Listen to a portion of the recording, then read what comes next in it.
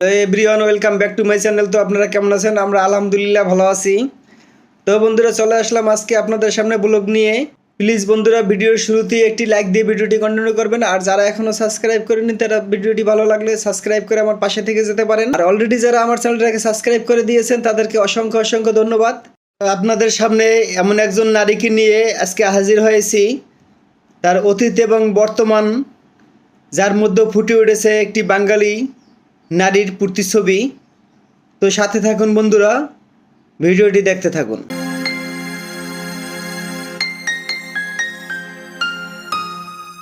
বিমানবন্দরে এই দৃশ্য অনেক যাত্রী ও দর্শনার্থীকে অবাক করে দিয়েছে। বিমানবন্দরে দায়িত্বে থাকা কর্মকর্তা ও আইন শৃঙ্খলা বাহিনীর সদস্যদের। বিশ্বে এমন নারীর উদাহরণ খুবই কম আছে, যার শ্বশুর রাষ্ট্রপতি আর শাশুড়ি প্রধানমন্ত্রী। স্বামী দেশের সবচেয়ে বড় এবং জনপ্রিয় রাজনৈতিক দলের শীর্ষ নেতা। তিনি নিজেও একজন সুনামধন্য নামকরা চিকিৎসক। এই সুনামধন্য ব্যক্তির নাম হচ্ছে ডক্টর জুবাইদা রহমান।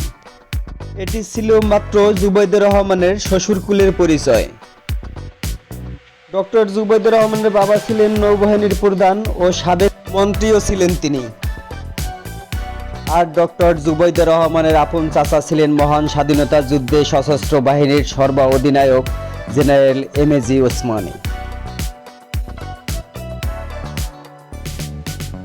আর তার চাচাতো বোন ছিলেন আন্তর্জাতিক মানবাধিকার সংস্থার অ্যামনেস্টি ইন্টারন্যাশনালের 7ম মহাসচিব। এমন পারিবারিক পরিচয় থাকা সত্ত্বেও জুবাইদা রহমান তার লাকেজ এবং হ্যান্ডব্যাগ নিজেই বহন করেছেন। এজন্য এক নজিরবিহীন ঘটনা সিনেমাকেও হার মানায় এই দৃশ্য। বিমানবন্দরে দায়িত্বে থাকা লোকজন সাহায্যের জন্য এগিয়ে আসলেও তিনি কারো সাহায্য নেননি। হাসি মুখে থ্যাঙ্কস জানিয়ে বলে, আমিই পারবো। সকালে গুলশানের বেগম খালেদা জিয়ার বাসভবন ফিরোজা থেকে বিমানবন্দরের উদ্দেশ্যে রওনা হন তিনি। সাথে ছিলেন সিএসএফ সদস্য সহ বেগম খালেদা জিয়ার ব্যক্তিগত কর্মকর্তারাও, ছিলেন আত্মীয় স্বজন। বিমানবন্দরে তাকে ভিআইপি টার্মিনালে স্বাগত জানান বিভিন্ন সংস্থার কর্মকর্তারা।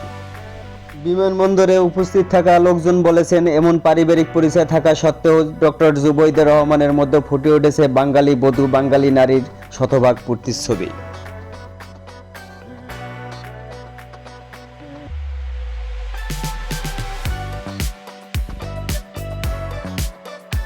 বর্তমানে তিনি স্বামী তারেক রহমানের সাথে যুক্তরাজ্যে বসবাস করেন।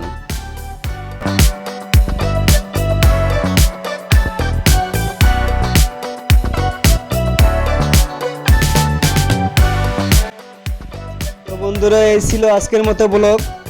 যদি আমার ভিডিওটি কোনো অংশে একটু ভালো লেগে থাকে প্লিজ সাবস্ক্রাইব করে পাশে থেকে যেতে পারেন। আর এই পর্যন্ত যারা আমার ভিডিওর সঙ্গে ছিলেন তাদেরকে অসংখ্য অসংখ্য ধন্যবাদ। তো বন্ধুরা প্লিজ মনে করে একটি লাইক দিয়ে দিবেন। তো বন্ধুরা সবাই ভালো থাকবেন, সুস্থ থাকবেন এই কামনাই করছি।